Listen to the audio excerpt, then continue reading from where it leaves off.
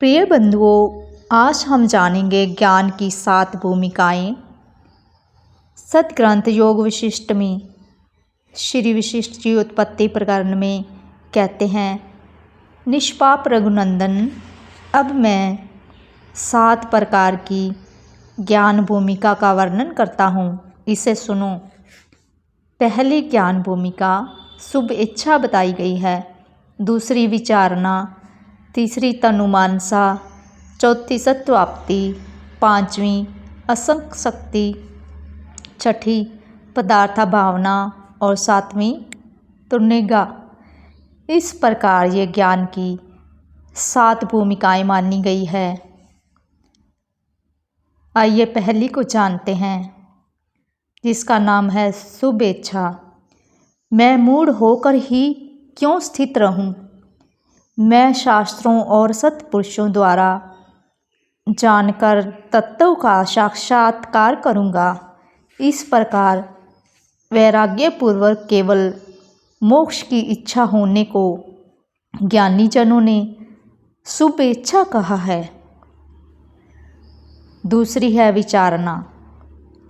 शास्त्रों के अध्ययन, मनन और सत्पुरुषों के सत्संग तथा विवेक वैराग्य के अभ्यास पूर्वक सदाचार में प्रवृत्त होना, यह विचारणा नाम की भूमिका कही जाती है। और तीसरी है उपयुक्त शुभ इच्छा और विचारणा द्वारा इंद्रियों को के विषयों भोगों में आसक्ति का अभाव होना और अनासक्त हो संसार में विचरण करना, यह तनुमानसा है। इससे मन शुद्ध होकर सूक्ष्मता को प्राप्त हो जाता है, इसलिए इसे तनुमानसा कहते हैं।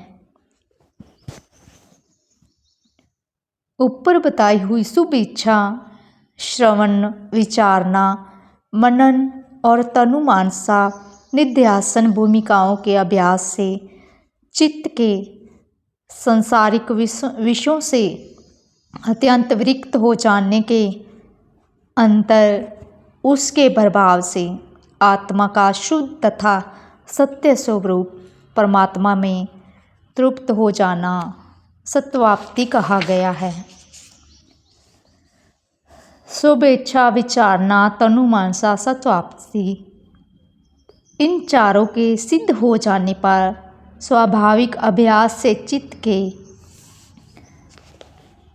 सभी विषय संस्कारों से अत्यंत संबंध विच्छेद हो जाने पर अंतःकरण का समाधि में आरूढ़ स्थित हो जाना ही असंसति नाम की 5वीं भूमिका कही गई है। उपयुक्त 5 भूमिकाओं के सिद्ध हो जाने पर स्वाभाविक अभ्यास से उस ज्ञानी महात्मा की अंतर आत्मा के प्रभाव से उसके अंतःकरण में संसार के पदार्थों का अत्यंत अभाव सा हो जाता है, जिससे उसे बाहर भीतर के किसी भी पदार्थ का स्वयं भान नहीं होता। दूसरों के द्वारा प्रयत्नपूर्वक चिरकाल तक प्रेरणा करने पर ही कभी किसी पदार्थ का भान होता है, इसलिए उसके अंतःकरण की पदार्थ भावना नाम की 6ठी भूमिका हो जाती है। उपयुक्त 4 भूमिकाओं के सिद्ध हो जाने पर स्वाभाविक चिरकाल तक अभ्यास होने से जिस अवस्था में दूसरों के द्वारा प्रयत्नपूर्वक प्रेरित करने पर भी भेद रूप संसार की सत्ता स्फूर्ति की उपलब्धि नहीं होती, वह अपने आत्म भाव में स्वाभाविक निष्ठा रहती है, उस स्थिति को, उसके अंतःकरण को तुनिगा भूमिका जानना चाहिए। यह तुनिगा अवस्था जीवन मुक्त पुरुषों में इस शरीर में रहते हुए ही विद्यमान रहती है।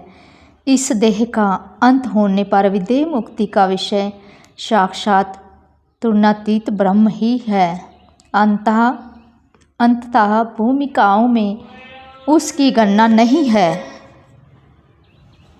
श्री राम जो महाभाग 7वीं भूमिका में पहुंच गए हैं, वह आत्मा राम महात्मा महंत पद परम ब्रह्म को प्राप्त हो चुके हैं।